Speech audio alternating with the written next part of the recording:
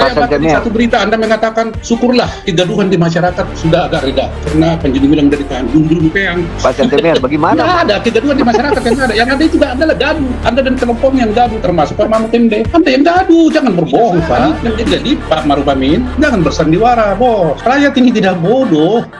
Ya. Ayo Kementerian Agama, Menteri Agama, ayo Menteri Pendidikan dan Kebudayaan, ayo Pak Mahmud MD, ayo Pak Maruf Amin, tunjukkan kepada saya, Anda tidak akan mampu mengelola Al-Zaitun seperti sekarang ini. Anda masih jauh di bawah daripada kemajuan-kemajuan dan visi yang dilakukan oleh Panji Gumilang. Jadi nilai-nilai perjuangannya Panji Gumilang ini yang kita bela. Menurut Bapak itu apa Indonesia Raya? Pak Mahmud MD, saya tantang, apa itu Indonesia Raya konsepnya itu? Di mana?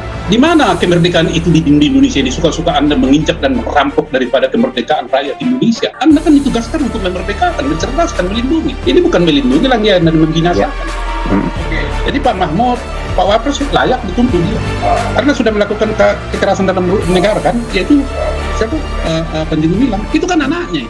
Kita tidak membela Panji Gumilangnya sebagai pribadi, membela Al-Zaitunnya sebagai suatu fisik, tetapi nilai-nilai perjuangan mereka itu yang kita bela, karena itu adalah merepresentasikan nilai-nilai Pancasila yang diajarkan, yang harus dipatuhi sesuai dengan amanat daripada Founding Fathers. Itu yang kita tidak mau dengan berbagai cara oleh penyelenggara negara, termasuk Pak Wapres ini dan si Trinitas Mahakadrun ini dan tetangganya, itu kita tidak mau. Stop Anda melakukan politik. Kembali lagi, saya ini rakyat Bapak, ya rakyat. Saya rakyat bodoh. Ya bodoh, tapi saya belajar, mungkin lebih pintar dari bapak-bapak. Satu, kedaulatan rakyat itu di tangan rakyat loh, bukan di tangan bapak-bapak. Bahasa kasarnya itu Anda adalah pesuruh rakyat. Jadi kalau tugas Anda adalah melindungi rakyat. Tapi kenyataannya kan sekarang berbeda. Itu kita tidak terima. Siapapun Anda pemimpin atau lembaga tinggi negara, kami tidak terima. Karena ada pada posisi lembaga tinggi negara melaksanakan kedaulatan rakyat. Titik. Tidak ada kompromi. Nah yang kedua adalah, di dalam hal itu tadi pas bertanya bagaimana perkembangan terkini. Kalau kita secara fisik ke sana Pak tidak ya, tetapi selalu kita pantau. Pertama, ada rapat khusus atau apa itu di Kementerian Hukum, di Kementerian Menko Polhukam khusus membahas Al-Zaitun. Ini nggak nalar gitu. Ini Menko Polhukam ini apa sih gitu? Apakah ini masalah besar bagi Indonesia ini atau tidak gitu? Apa yang dia mau itu membahas Al-Zaitun aja khusus gitu? Apakah itu materi pembicaraannya itu mau mengambil alih pengelolaan Al-Zaitun nanti pasca misalnya pemilu? Ya otomatis kan ini Wapres ini kan sudah lengser. Beliau ini kan mantan pemimpin pondok pesantren di mana itu di Banten sana tahun 2019. Itu juga katanya itu pondok pesantren modern. Jangan-jangan nanti itu mau sesudah dia nggak wakil presiden lagi itu yang mau dia tanggung. Jangan begitu, rakyat sudah bisa membaca.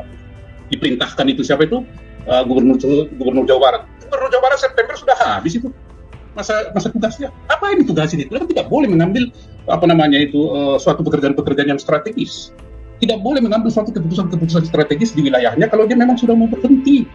Jadi ini adalah pembodohan yang dilakukan oleh penyelenggara negara orang tertentu kepada rakyat. Stop. Tugas Anda adalah mencerdaskan, bukan membodohi. Nah, jadi saya sih melihat apakah ini sengaja ditiupkan, ya, ditiupkan sehingga menimbulkan keresahan bagi santriawan dan santriawati di sana, sehingga mereka memberontak. Nah, saya katakan ini Panji Gumilang ini yang saya dengar dari dia, yang saya lihat dari dia, yang tertulis yang saya baca. Tulisannya itu, dia adalah Indonesia yang betul-betul ingin menerapkan Pancasila di pesantrennya itu. Makanya dia sebut istilah pendidikan bersemangat pesantren, tapi dikelola secara modern. Dan dia itu ingin menciptakan manusia-manusia ya yang sehat, yang cerdas, manusiawi dan mandiri, yang siap nanti hidup di dalam zamannya. Itu dibekali, karena 10 tahun, 20 tahun kan kita tidak tahu. Nah, Al-Zaitun itu mempersiapkan mereka untuk hidup 10, 20, 30 tahun ke depan untuk bisa mengelola dan memajukan negara ini sesuai dengan zamannya, tantangan zamannya. Jadi sangat visioner. Stop lah ya, itu para petinggi negara itu berbohong. Nah, katanya oleh Kementerian Agama mau mengambil alih. Kita bertanya, oke, silakan ambil alih misalnya. Tapi kan Anda harus tunjuk kepada rakyat apa landasan hukum Anda mengambil alih atau mengelola itu. Apakah itu uang Anda? Apakah itu aset-aset daripada negara? Kalau tidak misalnya, berarti Anda kan merampok. Gitu. Anda sudah menerapkan hukum penaklukan khusus untuk Al-Zaitun. Suatu lembaga, saya bicara antar lembaga yang berbadan hukum resmi. Di mana? Di mana kemerdekaan itu di Indonesia ini? Suka-suka Anda menginjak dan merampok daripada kemerdekaan rakyat Indonesia. Anda kan ditugaskan untuk memerdekakan, mencerdaskan, melindungi. Ini bukan melindungi lagi, Anda membinasakan. Oke, Anda ambil itu. Saya mau tanya, adakah lembaga pendidikan di Indonesia ini, termasuk Kementerian Pendidikan dan Kebudayaan beserta aparatnya, termasuk Kementerian Agama beserta aparatnya, Tolong tunjukkan kepada saya suatu lembaga pendidikan di Indonesia ini yang betul-betul bisa mencetak manusia yang berkarakter. Berkarakter maksud saya adalah wawasan kebangsaan, toleran, tidak korupsi, tidak hedonis. Tunjukkan kepada saya. Ayo Kementerian Agama, Menteri Agama, ayo Menteri Pendidikan dan Kebudayaan, ayo Pak Mahfud MD, ayo Pak Maruf Amin, tunjukkan kepada saya. Anda tidak akan mampu mengelola Al-Zaitun seperti sekarang ini. Anda masih jauh di bawah daripada kemajuan-kemajuan dan visi yang dilakukan oleh Panji Gumilang. Jadi nilai-nilai perjuangannya Panji Gumilang ini yang kita bela. Dia otaknya, pikirannya hanya bagaimana Indonesia Raya. Saya mau tanya, Pak Maruf, apa itu Indonesia Raya, Pak? Kita diskusi dulu.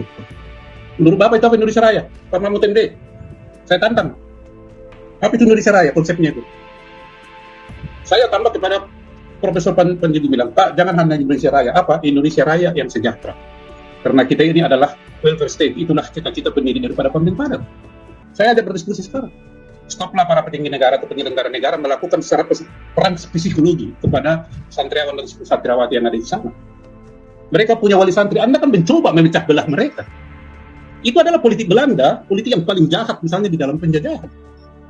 Ya, mengadu domba sama dengan misalnya yang dari Wahabi yang datang ke Sumatera Barat mengadu domba dengan alasan agama. Itu pola-pola itu Anda terapkan. Jadi jangan terapkan hukum penaklukan di Al-Zaitun itu.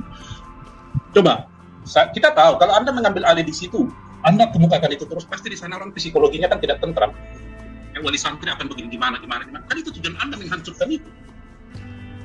Boleh saja itu secara fisik diambil alih, dihancurkan, tetapi mastermind-nya itu ada di, maaf ini Pak Panji, kalau didengar, Pak Panji bilang, mastermind atau otaknya itu ada, atau komputernya itu ada di kepala dari Panji Gumilang. Itu yang tidak bisa Anda tiru nanti.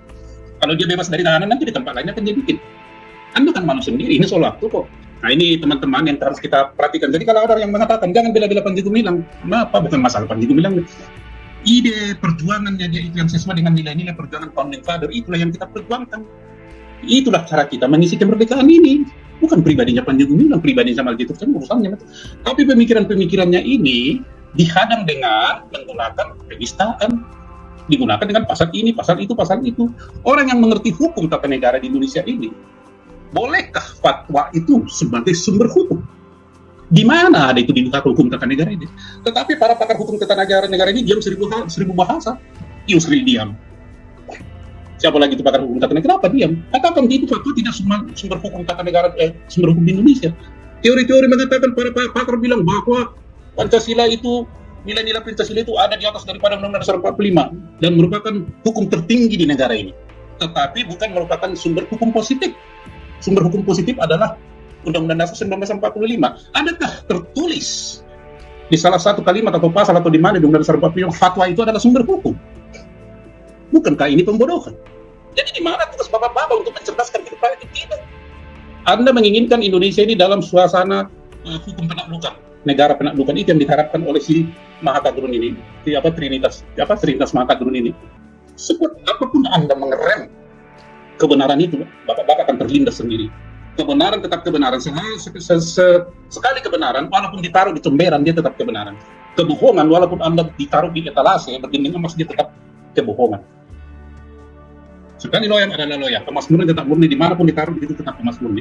Tetapi kalau loyang, walaupun dia ditaruh di mana, di tempat yang luar biasa, dia tetap loyang. Saya seperti yang saya sampaikan, kita bukan bicara membela Al-Zaitun pribadi Panji Gumilang, tidak.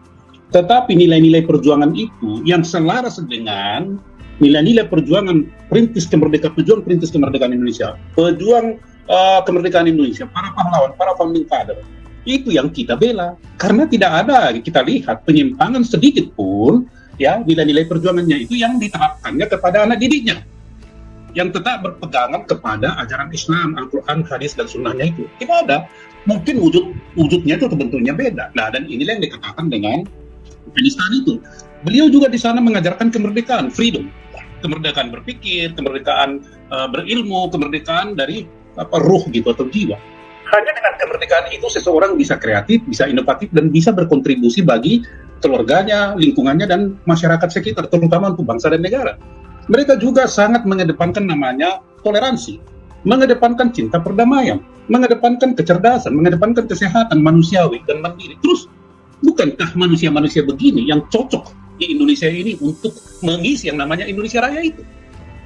Tetapi yang pihak sana itu mengatakan itu tidak, dia katakan penistaan, dilarikan. Jadi bagi saya ini adalah penjajahan jilid kedua. yang sedang diterapkan oleh para petinggi negara ini. Ya, bukan semuanya, termasuk hukum MUI. Yang di sini adalah motornya MUI.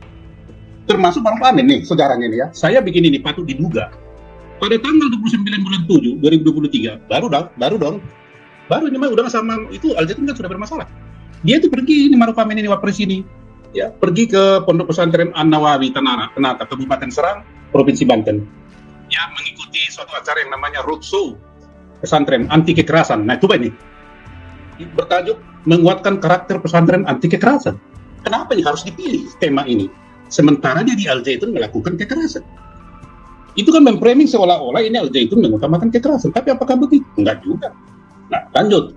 Dia mengatakan pesantren merupakan aset bangsa khas Indonesia. Apa maksudnya aset bangsa itu? Apa maksudnya? Tetapi di dalam perjalanannya, maka itu kan sama nanti dikatakan itu Al Zaitun aset bangsa. Maka ambil alih. Itu kan kira-kira simulasi, conditioning. Menjalankan perannya sebagai pusat pendidikan, pusat dakwah, dan pusat pemberdayaan masyarakat. Pemberdayaan masyarakat siapa yang diberdayakan? Gereja KTP aja di situ berdiri nggak boleh. Apa itu pemberdayaan, pembinasaan itu. Jadi Pak Maruf Amin jangan bersandiwara, bos. Ya, rakyat ini tidak bodoh. Ya, patut Bapak diduga sedang melakukan conditioning. Ya, bahwa Al Zaitun itu harus, kan kira-kira begitu. Kedua, pesantren An-Nawawi Ternate atau Ternate selain sebagai pusat pendidikan kader dakwah idadul mutafaq kihina fiddin Idadul Rijalut dakwah juga berperan pemberdayaan masyarakat. Ini kata masyarakat bagaimana? Tapi Al Zaitun jangan bicara pemberdayaan. Sekarang aja udah berlangsung, masyarakat sekitar sudah sejahtera. Jadi jangan berteori lagi, bos. Kita harus sudah melakukan itu. Nah, ini pesantren ini adalah pesantren modern di Banten. Banten adalah daerah atau wilayah asal daripada Pak Maruf Amin. Beliau itu adalah alumni dari Universitas Ibnu Khaldun. Berdiri tahun 2001, tujuan melahirkan ulama para ahli fikih. Coba. Para ulama ahli fikih yang dilahirkan, bukan seperti santriawan-santriawati yang ada di Al Zaitun sana, yaitu orang yang bertoleransi, orang yang cinta perdamaian, orang yang cerdas, yang sehat, yang manusiawi dan mandiri, yang siap mengisi masa depannya dengan mereka dibekali dengan ilmu itu, bukan menjadi para ahli fikih. Kira-kira ahli fikih ini kerjanya mau ngapain ini? Bukankah ini mau mengobok-obok lagi bangsa dan negara? Oh ini salah, fikihnya begini salah. Ini Maruf Amin. Jadi kalau orang tua satu ini digadang-gadang untuk mengambil Al Zaitun ini adalah walaupun bisa waktu ya. Ya dong, ya kita fakta. Ya. Ini bukan saya ini, ada datanya ini ya. Iya.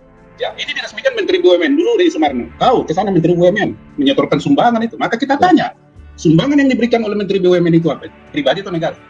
Kalau negara Anda harus mempertanggungjawabkan, bukan laporan pertanggungjawaban Anda. Jadi jangan menyalahkan Al Zaitun. Al Zaitun di situ ada katanya petugas pajak, ada ini silakan aja.